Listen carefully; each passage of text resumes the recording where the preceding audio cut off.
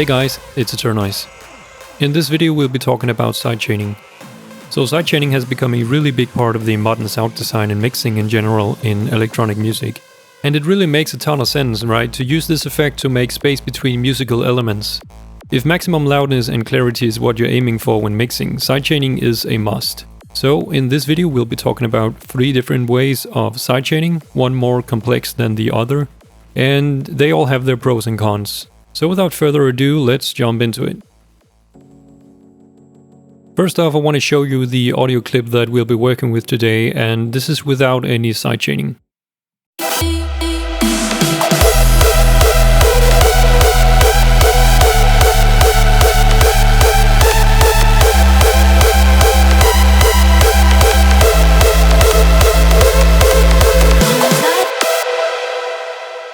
So we have our lead.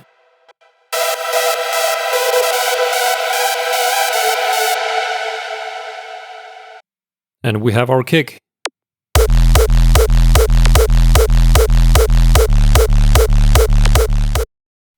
So as you can hear, we have a big issue in the beginning of every beat where the melody and attack of the kick is fighting for space. So let's do some sidechaining and reduce the initial volume of the lead whenever the kick is playing.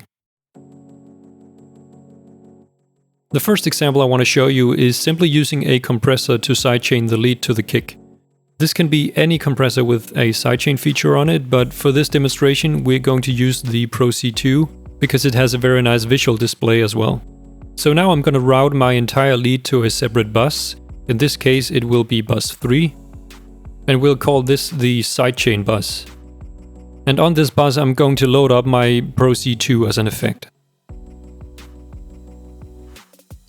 Now to engage sidechaining we need to go down to this feature here, sidechain, open that up and put this to external. After that you want to go to the routing menu, and here you want to choose whatever audio clip your lead is going to be sidechained to. So this is where you can be using a ghost kick or ghost anything to trigger the sidechain, but in this case I'm choosing the basic kick, which is part of the attack of my kick drum. The handy thing about doing it this way is that now the sidechain is always going to follow the attack of my kick.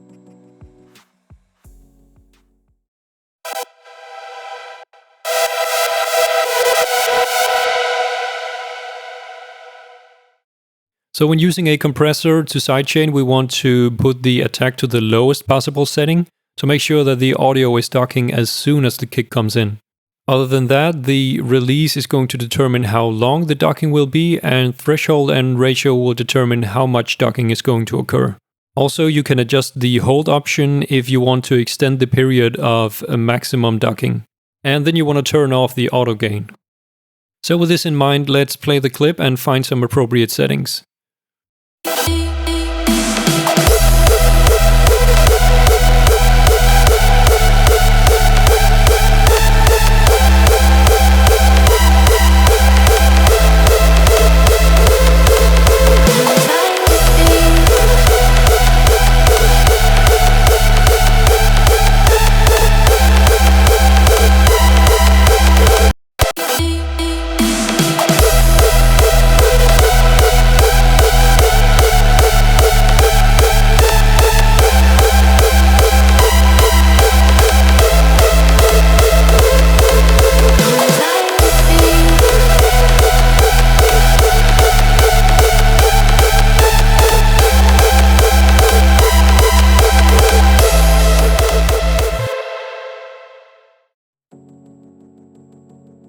The second example is to use a volume shaper.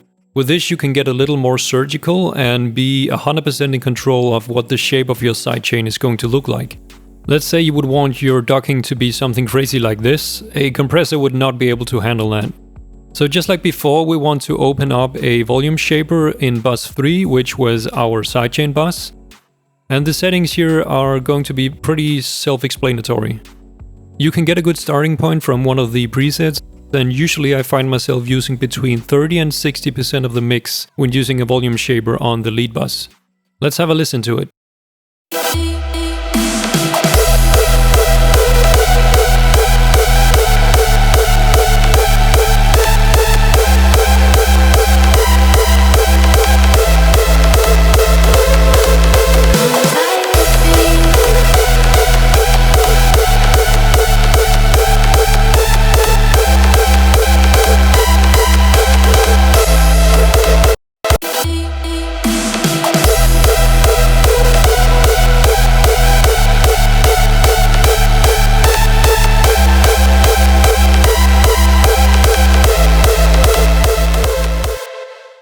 Now the biggest disadvantage of using this method of sidechaining is that this effect is always on.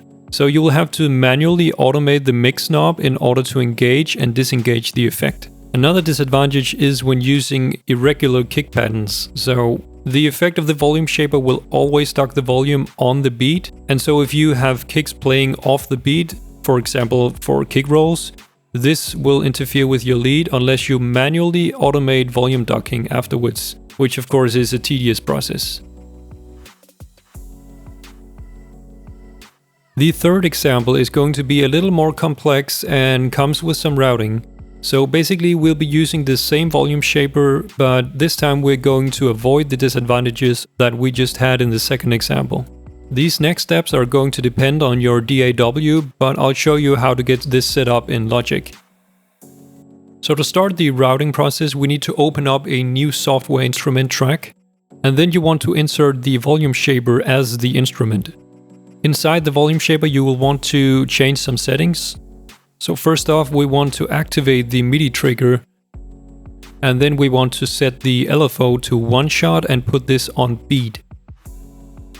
Next we're going to need a new empty bus to route the volume shaper to, so in this case we'll be using bus 14. Now we'll go to our lead and route that to the same bus that we just created, bus 14. Next, go ahead and find the bus 14 and set the output to no output. I know muting the audio doesn't really make any sense until we get to the next step at least. Now go back to the volume shaper instrument channel and we will redirect the audio from here to whatever we need it to be routed to. Whatever you route this to now will be where your lead will be going.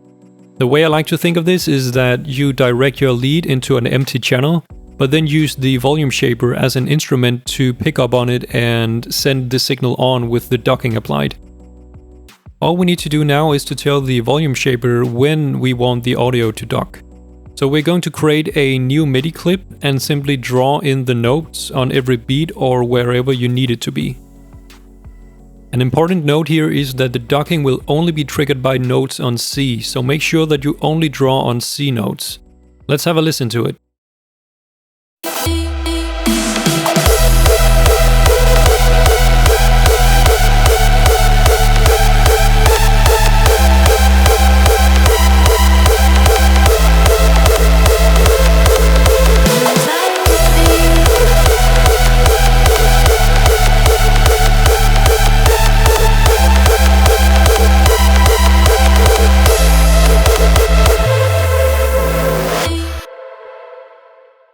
So these were the 3 different ways of sidechaining. I've been using all of them for a long time, but I find myself using the second method the most. Which sidechain method do you use, or do you have another way of sidechaining that I didn't mention? Put your answer in the comments below, and if you can, like and subscribe, and I will see you in the next one.